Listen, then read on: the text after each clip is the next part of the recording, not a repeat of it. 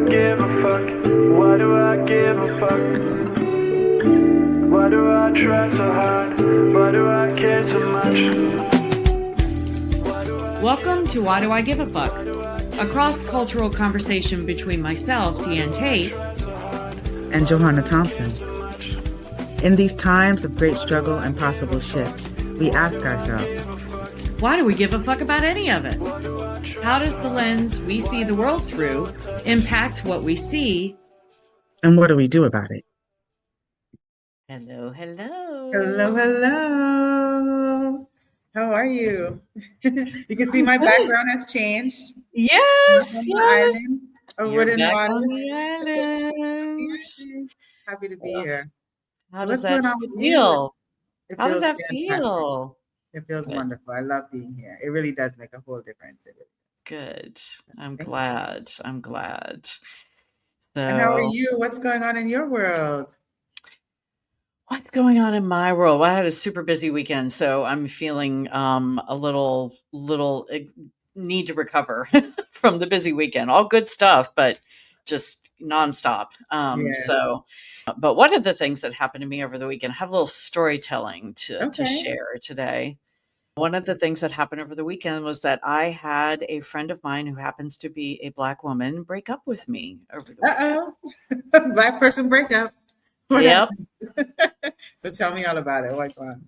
So this particular person, and I might have mentioned this to you, but it is a she. I'll at least say that. I'm not going to share who she is or where she is, but she's been kind of distant from me probably in the last 6 to 9 months or so. I had occasions to be close to where she was, and we're reaching out and going, hey, let's try to get together for lunch, and either no response or finally response days later saying, sorry, I missed you or whatever. And my gut was telling me that that she was distancing herself from me.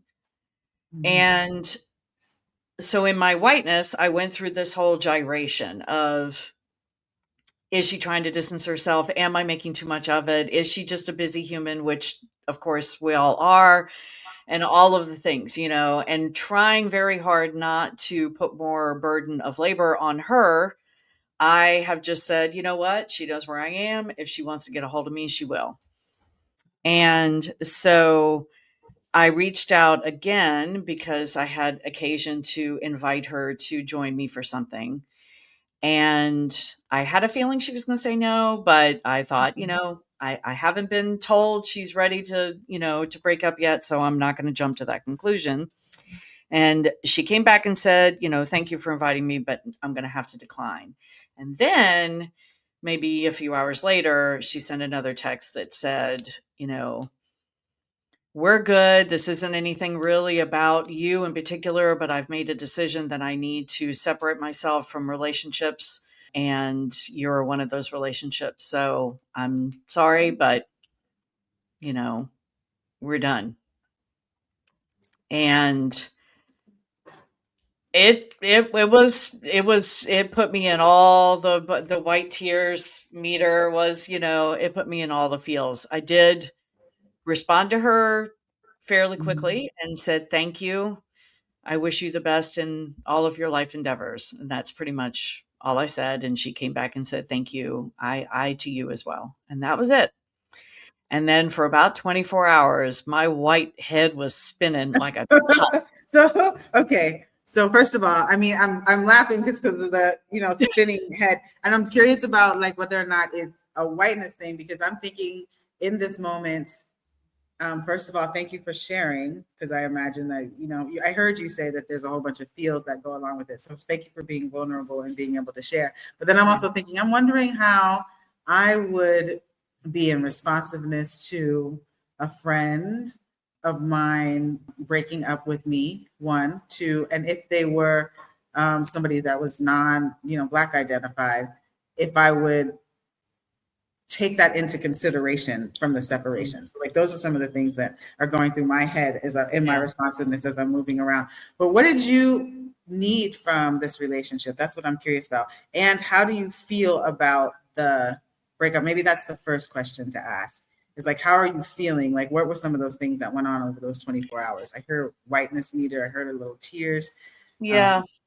Sadness, definitely sadness.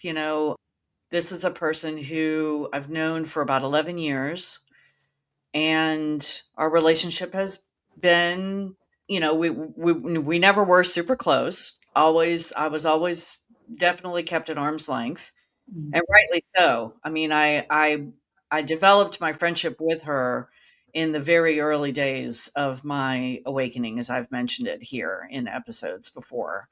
So my waking up to my whiteness and my beginning of unpacking the whiteness that I was indoctrinated into and how that translates into my behavior and my possible harm to others. And so that's kind of the context of our relationship. It wasn't like super, super close. It was definitely, I've learned a lot from her. She has been one of my biggest teachers in unpacking my whiteness. If I were to be honest, I'm sure it maybe didn't feel like a totally reciprocal. She and I had some conversations early on after I moved away from where she was living, and I was supportive of her and listening to what she was going through, and there was a back and forth. That was probably the most reciprocal part of our period of time in our relationship. So, do I feel like she maybe felt like it was more of an extractive relationship where I was the student and she was the teacher, and and it wasn't necessarily the other way around? Probably. If I were to, I'm not going to speak for her, but so yeah, so that's where the sadness came in, is that, and that's where why I was kind of ascribing it my whiteness and how I was processing it, because I was like, what did I do wrong? Did I cause harm? Maybe I'm not a good white person, because she just broke up with me basically saying, I don't want to have relationships with white women because I don't trust them. And so see ya.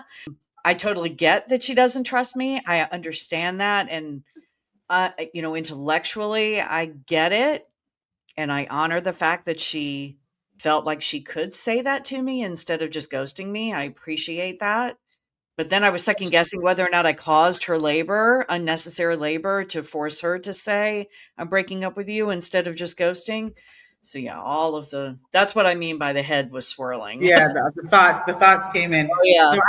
So I'm just curious if you can restate what she said in the breakup text. You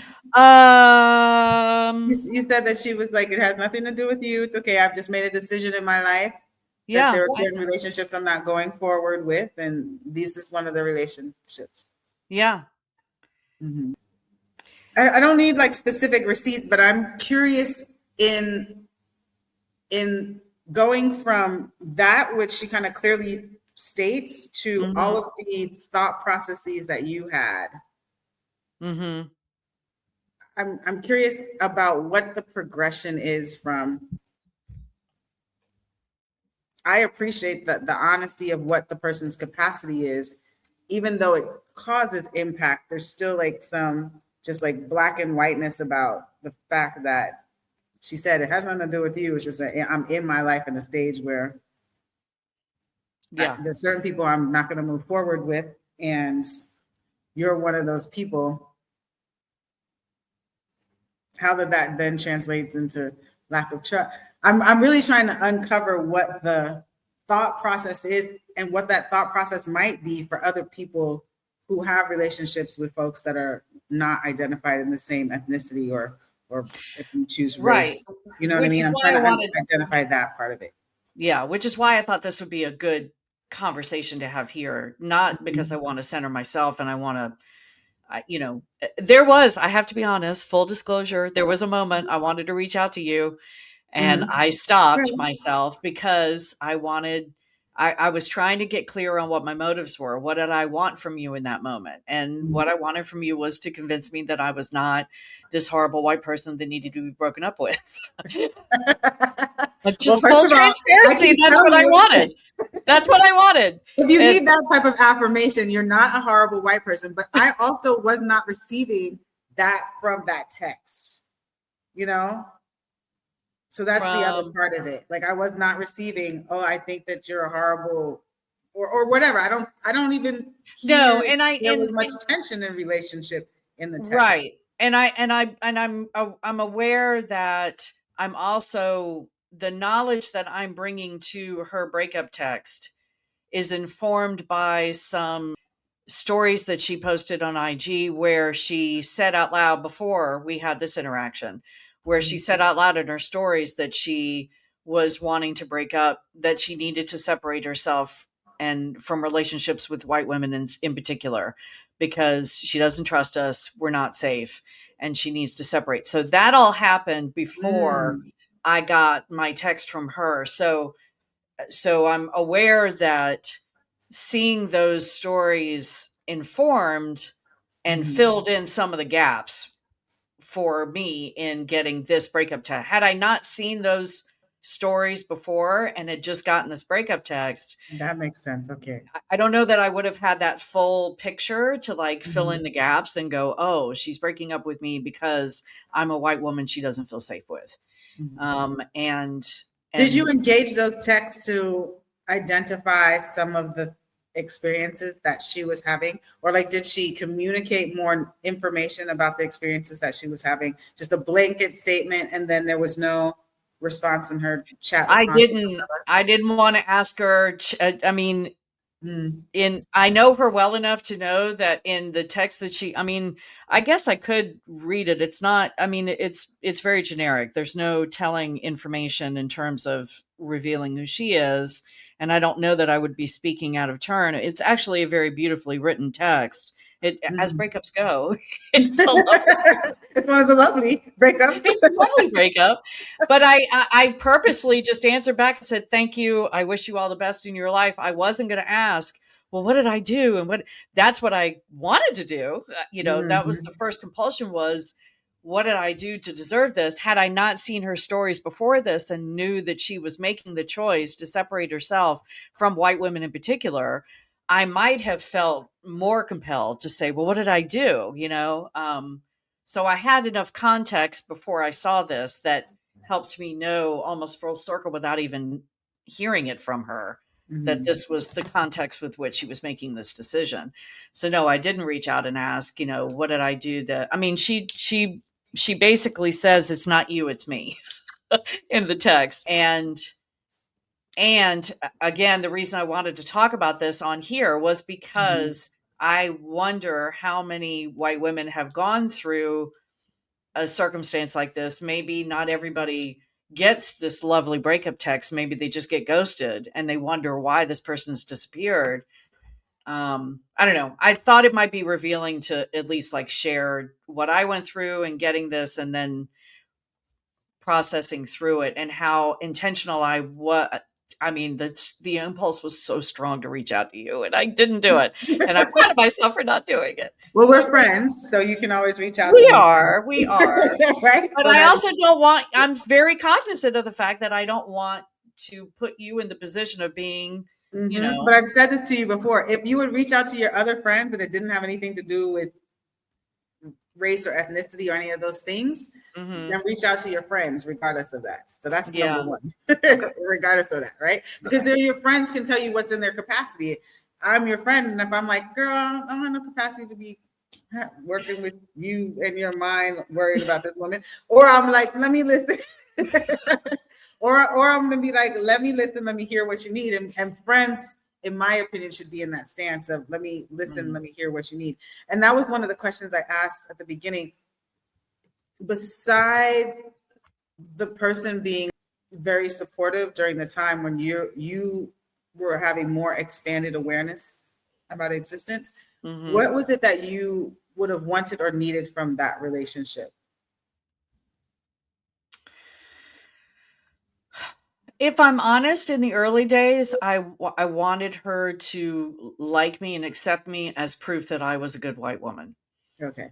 Because she was so very clear about, I think the first time I actually was in proximity with her, she was doing a workshop about whiteness and about the harmfulness of it. And, and so she was in that space where she was a very honest person who expressed herself very clearly about how she was not going to be, the black friend who's going to pat you on the back and make you feel better about yourself. Mm-hmm. And I appreciated that. I liked that, and I wanted to be friends with her. And we had some bonding experiences. I mean, we had an experience where she was verbally assaulted by a white woman in my presence, and I got in between her and the white woman and escorted the white woman out of the building because she didn't feel safe. And we had some really intense experiences together. And so there's a part of me that I feel like we went through all of that together, and yet you're still breaking up with me because I'm a white woman and you don't feel safe. And I'm like, well, fuck, what is it that I could do to be a safe white woman? And maybe in relationship with her, there is nothing I can do, because this is about her doing what she needs to do to feel safe. And it doesn't matter what I want.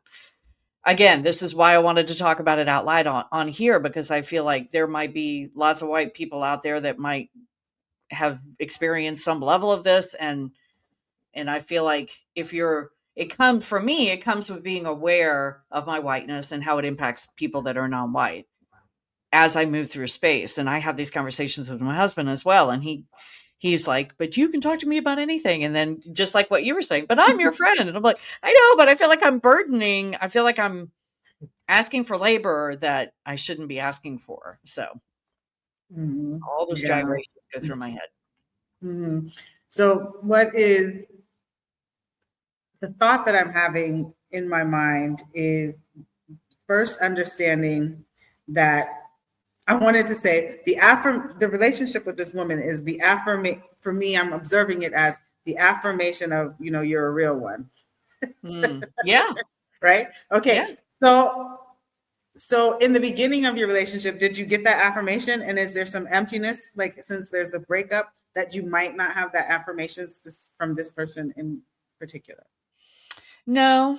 I mean, I think that's probably what I was seeking in the beginning, in the early days. And based on what, some experiences that we went through together, and when I moved away from where she was living and we had conversations still on the phone, I thought that was validation that we were going to be able to take our relationship to a deeper level, because maybe my leaving that space made it easier for her to feel like she could communicate with me.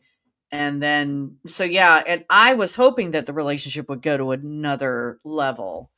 But it never seemed to manifest. So do you have an idea of like what she might have been getting out of the relationship with you? Did you ever have an opportunity to talk about that, or in any of the engagements you had?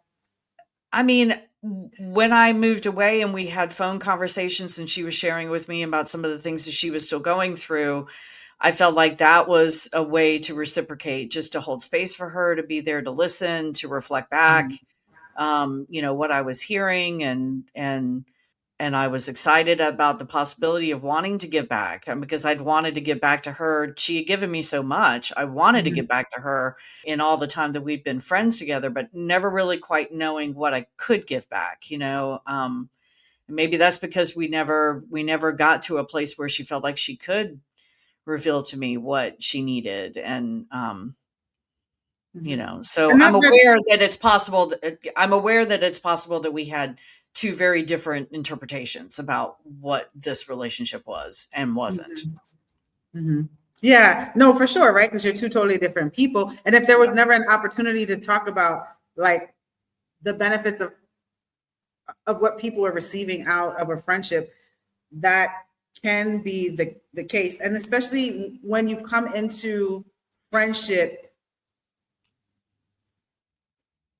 in a way that might have intention and not just a little bit of being naturally organic, right? Like you met this person at a time. There was a need that she was filling for you in particular. And what I'm hearing is that as she was fulfilling that need, from the context of her texts, from the contents of her posts and everything like that, that she might have felt overcapacitated by the amount of relationships that she had acquired from whatever work she was doing, how you saw the presentation, from books that she's written or whatever, is pulling in a demographic of people that overcapacitates her. So I do appreciate the movement of her being able to take space for herself. And me too. And I also believe in the it's not you, it's me. That's the space where the truth is. You know, where it holds it for whatever our minds do with the thought process of what did I do? Am I part of this group of white women that you feel like you can't trust? That's never any, I don't, it would be really hard to think about getting some resolve for that. Yeah. If the things in the relationship that you experienced were met, if you feel like you were able to feel like you reciprocated, that the needs that you had were met, regardless of her being identified as a Black woman, that's just general relationship things. And I think I'm having a difficult time because I have a diversity of people from different ethnicities that I'm in relationship with. And I am really curious. I don't think of the only place I guess I do question. I guess the only place that I do question the truth of relationships would be with white identified people. Like, you know, like, yeah. So like, if, as you're saying it and like, we're having this conversation and thinking about trust, and I'm like, are there times where I'm in relationship and friendship with people and that are new, not for folks that I know from like childhood that are like white identified, because I grew up with you. So I know you like as family. So that's like a little bit different, but I would wonder like what the truth and the intention of relationship, because I guess so much harm has gone forward and it would be something to think about. But I also am thinking of, in the experience, if there is something that has happened that might have happened because somebody has a different cultural identity, that would be addressed directly. Like if you've done something to harm me, like it, not you, and I'm talking about in the general you. Sure. If there's been some type of harm or something like that, I'm like, I'm not so sure about, and it's predicated on the fact that you're doing something like that's white culture, that makes that you just do because you're white culture, you're gonna know about that. I'm like, yo, you did this, that thing that you did was just outside of what is acceptable to me. I have a perfect example of that. I have a friend here on the island who is of Jamaican descent, but is a very white-skinned human being looking. Okay. And so browner or darker Jamaicans will call this person a white man, but he does things that he would not be seen as a white man to white people. He would look like a Black man to white people, but to Black people, that type of thing. Okay. But also he has what in my community would talk about as white cultured things. He has white cultured behaviors. And so when he and I are having a conversation, because I come from a different context, I could be like, I know you've had an experience as a Black man, but for people who don't have that context of understanding, when you do these certain behaviors that show like oppression, that show that you think that you're better than someone, or show that you think that somebody's not ever going to be as intelligent as you, that is things that we attribute to white culturedness. And so even though you will have a Black experience because you have these behaviors, in this context, you're going to be considered white because you have white cultured behaviors. Got it. And in those instances, that's being pointed out. Your white cultured behaviors, or this thing that is outside of what would be traditionally comfortable in our community, and that would cause a pushback. I really believe that your friend was so open in what capacity was, more than any human being has done anything to personally offend me. It's more like I don't have the capacity to take on all the labor of the types of relationships that are intentional relationships. You know, more than anything. Yeah. No, it's been, I don't know, 3 days since the breakup. And the first 24 hours was the worst for me in terms of just the swirl that was going on in my head. I definitely feel like I've gotten to a place where it's like I can let it go. But I was observing the different stages that I went through in getting to that place where I could let it go. Mhm. And I wondered if it would be interesting to talk about here because you're right. I mean, I think this could apply to any relationship, but I think it also, as a white identified woman, I think it, and she being a Black woman, and all that that carries with it, and maybe if I wasn't so actively working on unpacking all of this stuff, it wouldn't even occur to me, maybe if Mhm. it yeah, maybe I could see a space that my head could be in where she just was like, I can't, I need to move on, or not even. I mean, I've had white women. I'm sitting here thinking about it. I've had white women that have ghosted me, that have disappeared on me, and I know that that's pretty much, you know, they're done, and it does not impact me the same way by any Mm. stretch of the Okay. imagination. I'm thinking about two people in particular when I moved up here that I started to develop, friendships. They're actually, cousins, Mhm. and and slowly but surely, I've gone a whole year and haven't spoken to them. They show up and they go, "Look, what have you been up to?" And it's like one of them didn't even recognize me. She saw me out on the street Wow. and looked right at me and didn't even recognize me. And I'm Mhm. like, and I've said all along, it's like I'm just not their cup of tea. I mean, I got up here, that we have history because we've known each other all our lives, and then they were hanging around me and spending time with me, and I was me, and they were like, I'm not down with that. So Mhm. off they went. And I could care less. It's like, if you don't want to be around me because you don't like the way I move through space and call life what it is, then I don't want to spend my time in that anyway. So yeah, I think I've had a very different response to white Mhm. people ghosting me than this Mhm. particular human. So But it might also be because it might be easier to identify the reasons why, right? Because there's like similarities of culture and mm, understanding where you're just like, you know, I know whatever you're dealing with.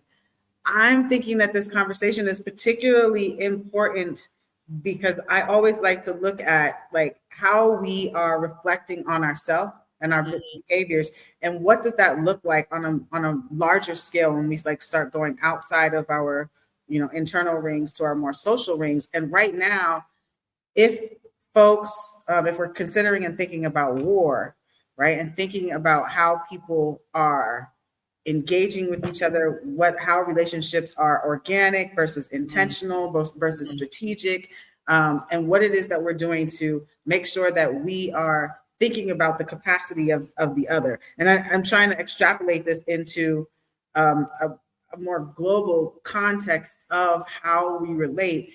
mhm, And the fact that the communication between you and your friend in this breakup was clear, was direct, was kind of immediate, like in responsiveness, like time didn't like have to linger, so that you could at least know where she was. What I am hearing in a lack, which would be some of like the sources that we could think of in remedying some of like the tense relationships, or even like aggressive relationships that we have on a war like context, would be there's this missing piece in this closing of this relationship where you are not having the opportunity to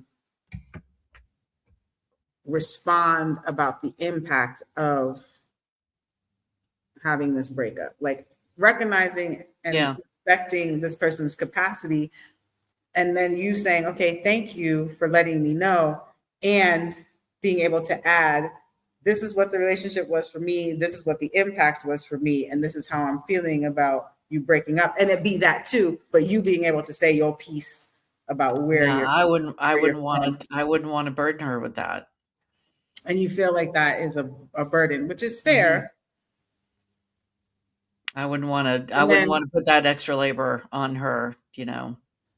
yeah, is it labor, is it just communication, right? Because it would you be asking for a response, or is it and this is something that I would need. I would need to be like, the completion for me would be saying, okay, this is how I'm impacted by this decision. Not that the decision has to change. I'm just letting you know so I can release it and let it go.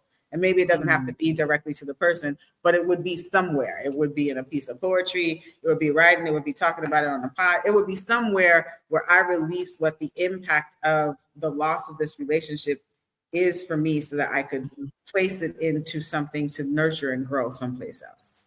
You know? Mm-hmm.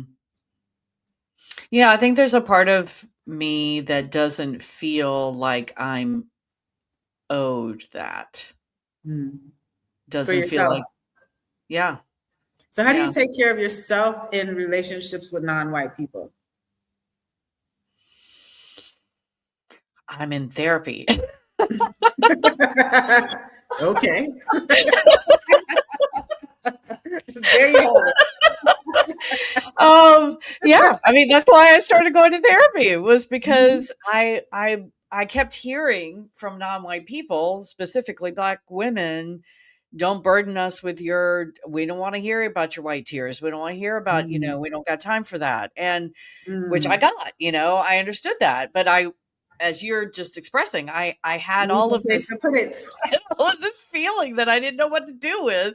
And so many of my close friends that I would think to pick up the phone and say, hey, can we process this, are Black women. And so, I mean, I've had this dialogue with, the woman that I call my spiritual mom. She is a Black woman, and she's always fussing at me that why can't you can call me and talk to me about these things. And I'm like, I don't feel like I can.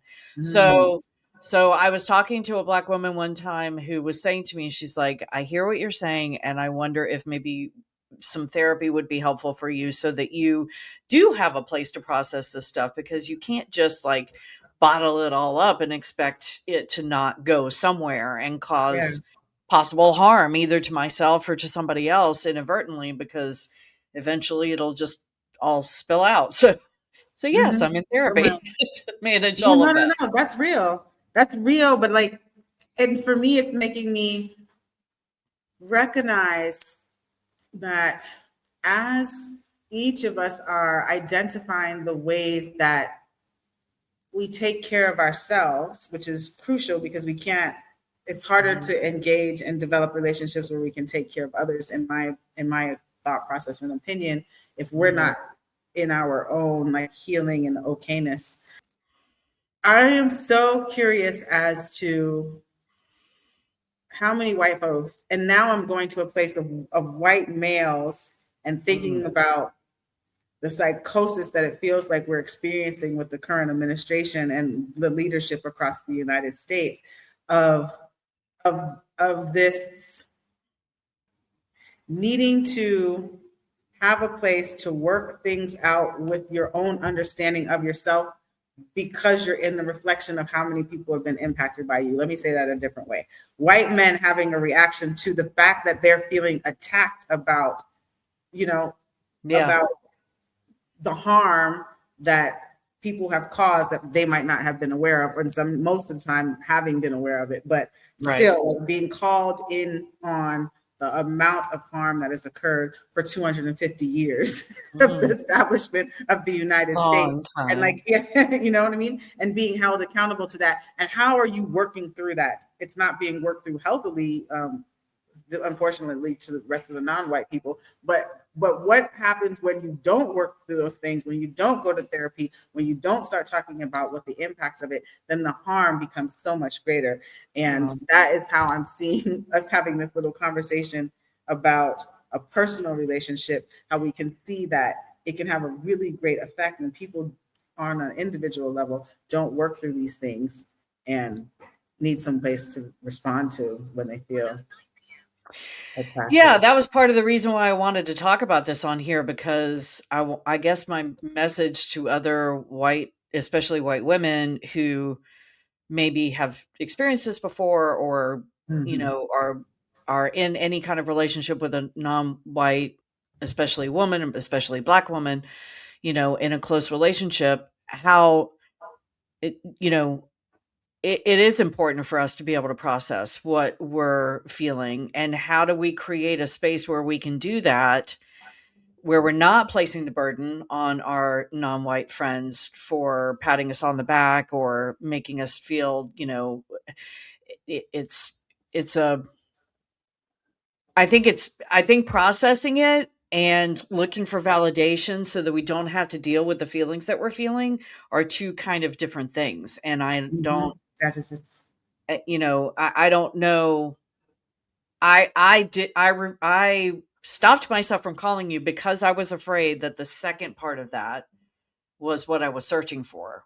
And maybe in the first Validation. 24 hours, I probably was the validation that I'm not a bad one. I'm not a bad white woman that it's you, not, it's her, not me. It's, all of those things in the first 24 hours. That's what my feelings needed. Mm-hmm. And so I sat on it Mm-hmm. and didn't call you and didn't reach out. But I think it's important, I'm not saying any of this for any kind of validation about that process either, but I want white people to hear this and to know, because you're right, when white men don't get to process these feelings, they pick up guns and go kill, masses of people. And Yes, so they do. you've, you've said For this, how everyone many who's times you not said this watching us, before? I'm When white shaking my people head are happily. uncomfortable, others die.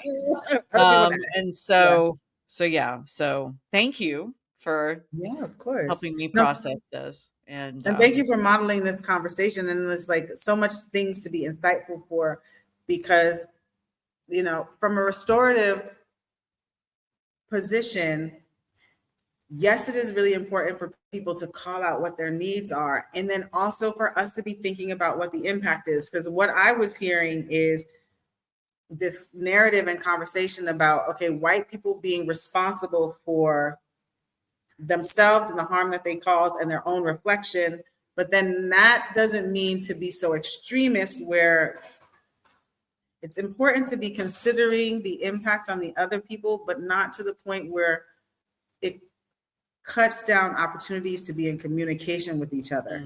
Because you do need to have some understanding of what you're reflecting on, or you do become an echo chamber. And so when there is closeness of relationships that you trust within yourself, like an Elena or like a me or some, I'm naming people now, but like when you actually have the truth of relationship, or like family, like bonded relationships, where you can go to that person and say, look, just exhale. I need to talk to you about this, and not hold the same, this is burdensome on them because the depth of your relationship is different. yeah. Do you know what I mean? I appreciate I appreciate the reminder that I could reach out to you and say, hey, I've got something to process. Do you have capacity for it? And if you didn't, you could say no. Right. I mean, very easily. Yeah. And would. So that's the, and who you can do that with. We're not making the suggestion that you do that with every person, but if you have, like, you didn't have a deep relationship with the woman, you had a relationship with her, but it wasn't as deep. It wasn't deep, as some other relationships that you do have that are deep. And those relationships it's never going to have the same context of what folks are saying in general to the world, right? Yeah. In general to the world, yeah, man, I'm not going to have a whole bunch of conversations with a whole bunch of white women that I can't trust, that, have caused harm, blah, blah, blah. But I do have my peoples who I'm going to have different conversations and experiences with them. And I wasn't one of those people. Not for her, for that, but you got other folks. Yeah. And I think I get hyper focused on if this person doesn't feel like I'm safe, then how am I not being safe to other people in my life that I love? And I get hyper focused that's a good term for me on that. And so, because I'm constantly evaluating my behavior and probably maybe do that too much. I don't know. But I feel like if I don't, then that's where I could cause harm. And so. And I hear that. And the thing that my brain is saying to me is just be in consciousness of, if it's happening with one person, doesn't necessarily have to generalize to all of the other folks, especially if it's something that you're questioning that's non-whiteness, you know, or that's like black. Yeah. Like a black female says, okay, I'm tired of this. Are all black females going to be feeling that way? No, because we're all No. autonomous But individuals. my whiteness, but if my whiteness is leaking out onto someone else, the chances are good my whiteness is going to be leaking out to others as well. So no, I'm not generalizing that all black women are going to feel the same way. It's that my whiteness It's what is you're doing. Mhm. it's what I'm doing. It's what I'm, and so that's where my hypervigilance comes in, which I guess is a good thing, but it's also can also make it challenging for me to like relax into relationships with non-white people Mhm. because I'm constantly worried about causing harm. And then do I end up causing harm because I'm constantly worried? And we don't want a whole bunch of people walking around always not doing something because they think they're causing harm, which is something that I've always heard. Doing DEI work with white folks, they're saying, I'm scared to ask this question. I'm scared to say this thing. I'm scared to do this thing. When you're in a space where you can ask those questions, ask them. When you have a relationship with folks that you know you can have this conversation, say, I need to have this conversation. I recognize that where there might be burden, tell me what your capacity is, but do that. Have the question in those spaces that you feel that you have some type of comfortability. I'm not safety, that's all that's relative, but some place that's comfortable, and or seek out those spaces so that you can answer those questions, because there's still people creating those spaces where, you know, a black person will lead a presentation or some DEI workshop or some group at the library where you can have the conversation and ask the questions that you want to ask, because the environment is created for that to happen. Thank you for that languaging. Mm-hmm. Yeah. So can I send you the bill? We're doing it here. This is what we give a fuck about, because we're trying to just make it better. Yes. I appreciate you for sure. I appreciate you too. All right. Thank you. Yes. Why do I give a fuck? Thanks for joining us. Until next time, as you move throughout your day, continue to ask yourself, Why do I Give a Fuck is produced in collaboration with Johanna and Diane. Music by Norwegian musician Water. See you next time.